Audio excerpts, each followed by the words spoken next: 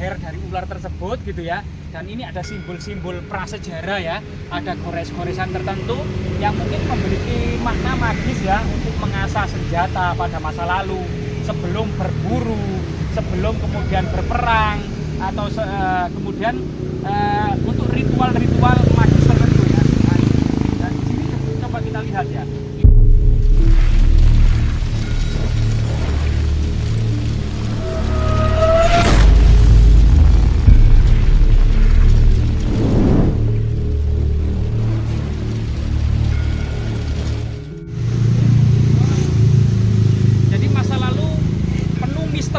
Dan menjadi tantangan kita bersama untuk kita pecahkan. Misalnya ada susunan batu-batu aneh, penuh misteri dan penuh keanehan. Bahkan di sini entah sebab apa ya, batu yang kotak ini dan besar ini menjadi situs religi oleh masyarakat. Buktinya adalah perjumpaan yang ada di depan kita ini ya. Ini adalah perjumpaan. Jadi kemungkinan ini masih batu memiliki nilai historis, nilai magis, termasuk kemudian nilai tradisi-tradisi masyarakat prasejarah ya, termasuk masyarakat kuno. Selain itu memang pasang surut sejarah dan lika-liku peradaban itu ya, sebelum masuk dan berkembangnya agama Hindu dan Buddha ke Nusantara, masyarakat Nusantara itu penganut animisme, dinamisme, termasuk penganut kabuyutan, kapitayan. Tapi dalam hal seperti itu jangan salah paham, karena leluhur kita sudah mengenal Tuhan yang Maha Esa, yang dikenal dengan Sang Hyang Tunggal. Jadi ini bukan Tuhan impor, karena menggunakan bahasa Melayu kuno, yaitu rumpun bahasa tertua di Nusantara, yaitu Melayu kuno, Sang Hyang Tunggal ya, yang sampai saat ini masih kita kenali, atau Tuhan yang satu. Dan di depan kita ini ada jejak-jejak megalitik, neolitik, peradaban batu besar. Diduga peradaban ini berumur lebih dari 4.000 tahun silam, karena masyarakat Melayu, Proto Melayu itu membawa peradaban batu besar ini ke Nusantara sejak 2.500 tahun sebelum Masehi. Bukti kalau ini adalah peradaban besar pada masa lalu atau jejak-jejak monumental. Disinilah ada batu lumpang ya, kita bersihkan lumpurnya dan air-air yang menggenang yang ada di dalamnya, termasuk sampah-sampah yang ada di dalamnya ya. Ternyata di sini kita mendapati sebuah lumpang batu atau mortar stone. Kemungkinan lumpang batu ini tidak terlalu dalam, juga tidak terlalu besar. Kemungkinan lumpang batu ini bukan digunakan untuk menghaluskan biji-bijian, menghaluskan rempah-rempah, menghaluskan dedaunan, umbi-umbian, untuk kemudian menyediakan makanan oleh para wanita-wanita terdahulu. Melainkan lumpang ini memiliki lubang yang sedikit dangkal, lebih kecil. Kemungkinan ini sebagai peringatan ya, atau juga lambang kesuburan, termasuk kemudian tempat duduk arwah-arwah leluhur, tempat menaruh sesaji, termasuk kemungkinan untuk semacam mengikat binatang kurban.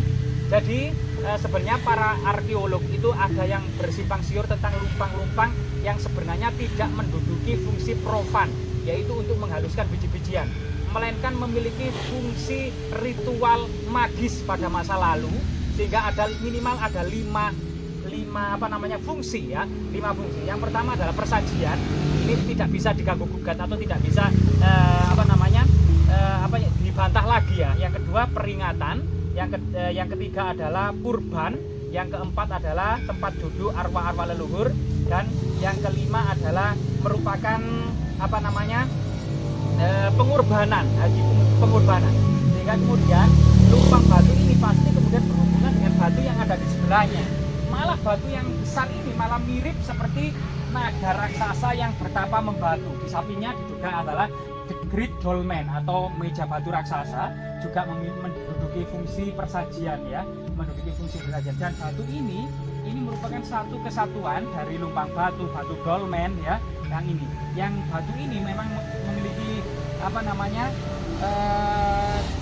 tekstur itu seperti naga raksasa yang bertapa membatu. Bahkan di sini itu ada matanya, teman-teman.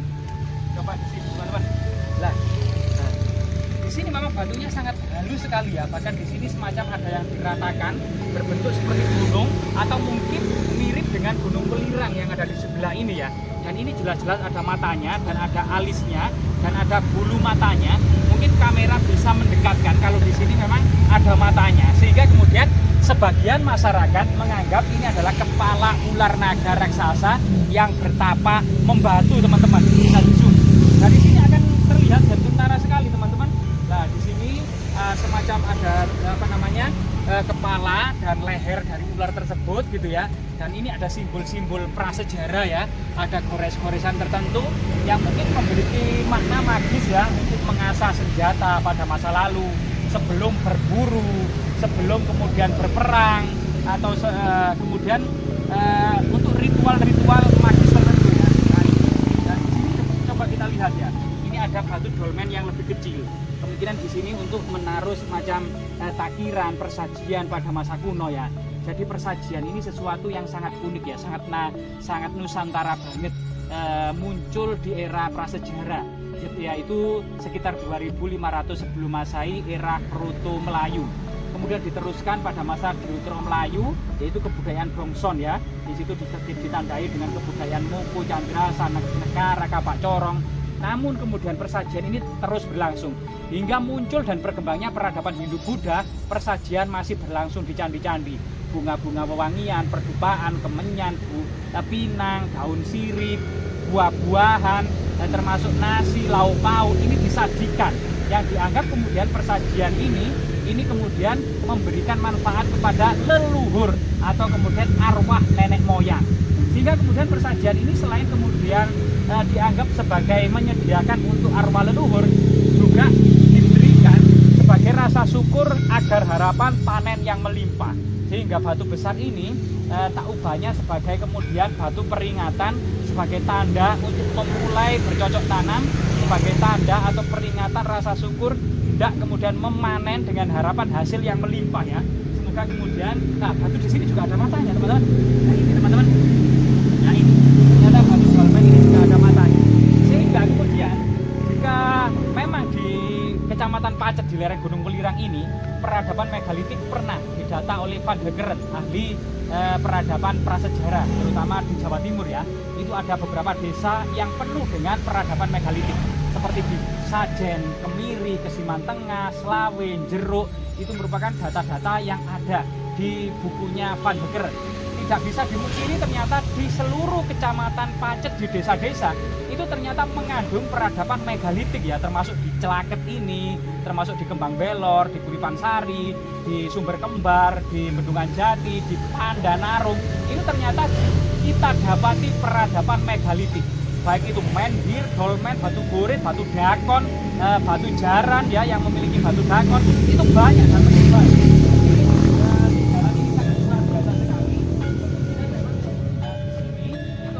Tanah yang ditinggikan dengan beberapa formasi megalitik, neolitik ya, peradaban batu besar.